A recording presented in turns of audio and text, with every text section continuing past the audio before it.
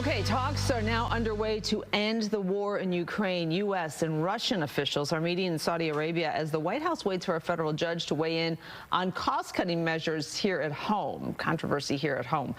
Fox's Doug Luzader joins us live from Washington to explain it all. Doug, good morning. Good morning. Yeah, these talks are all wrapped up in Saudi Arabia.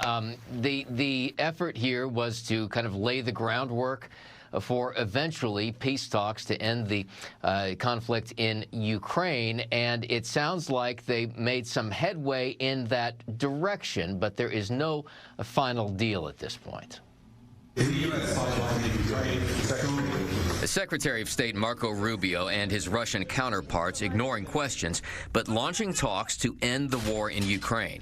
Not included in the conversation at this point, Ukraine, and European nations are anxiously waiting on the sidelines. On Ukraine, we have to get to a deal which is strong.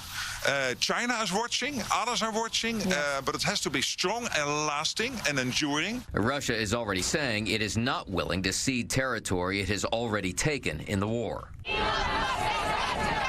Closer to home, federal workers and their supporters marked President's Day with protests in a number of cities, railing against Elon Musk's efforts to shrink the federal workforce and cut spending. Deport Musk! Deport Musk! Democrats in a number of states have sued, questioning the legality of Musk's Department of Government Efficiency, or DOGE. A ruling is expected soon over DOGE's access to federal systems to essentially audit them. The White House expects to uncover evidence of fraud. Over a 10-year normal budget window, you could be talking about saving over $1 trillion by clamping down on massive fraud in our tax and entitlement systems.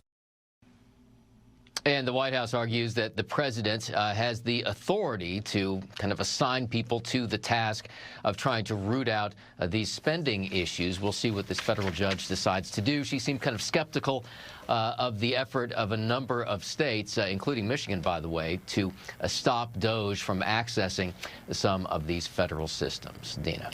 And Doug, what is the legal ease of it all? In other words, what's the court fight that's happening about this? Well, there are a number of cases right now. As far as the one that we're specifically waiting on at the moment, it really comes down to what presidential authority really is, whether the president can have this DOGE agency looking into all of these federal systems. What's the next step when it comes to the war in Ukraine? Is there something on the horizon, or is this a wait and see? Well, what we saw today were these talks between the U.S.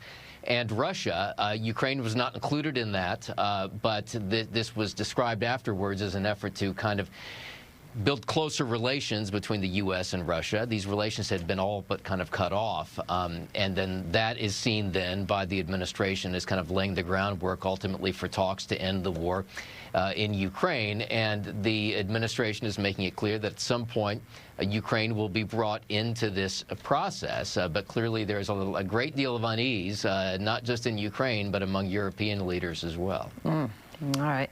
Lots going on. Doug Luzader, thank you as always. Thank you.